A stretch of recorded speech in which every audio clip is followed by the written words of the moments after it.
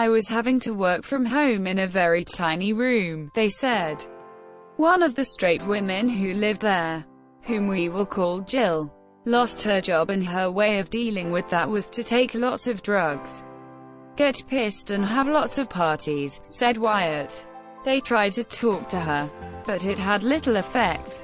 After yet another loud party, Wyatt told the committee at the co-op that something needed to be done. She found out about this, and then I heard her screaming abuse, saying things like, "Tell that slut to get some fucking earplugs." It escalated. She followed me into the kitchen and started shouting, and then started breaking the furniture. Then ran upstairs and told me I needed to kill myself.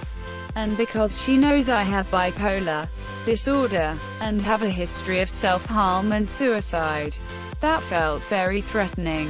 Then the threat started. She said, "If you don't kill yourself, I'll do it for you." At that point, I was really scared.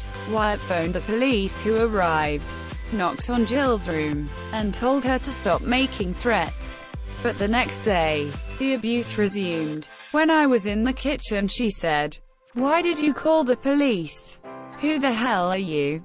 She said, "Snitches get stitches and you're going to regret what you did." And then came up, leant over me and said, "Just kill yourself. Everyone hates you." This went on for about half an hour. I was really shaking by then. I called the police again, but the police said they could only come the following day, and told Wyatt to stay locked in their room, despite there being no bathroom attached. When Wyatt went to get a drink, Jill followed her. Wyatt had a panic attack. I managed to get back into my room, but then couldn't stop crying, and she could hear me crying, so she's knocking on the door saying, "Go on. Kill yourself. Go on." Then laughing at me. I think she was high. By then it was clear to Wyatt that they needed to leave. They made a list of their friends, most of whom are LGBT and in London, but all either had underlying health conditions or had no space. There was only one option: going back to Bognor Regis to stay with their 88-year-old father, who has a spare room that would enable Wyatt to self-isolate away from him, to protect his health. "It was a real runaway," said Wyatt. "I grabbed a suitcase, put my work stuff in and a book and some of my medication, and then literally ran. In terms of clothes, I've got 3 t-shirts, a spare pair of jeans and a jumper." Wyatt's father is a Methodist and from a different generation. But it's not living with him that's difficult, but being back in their hometown.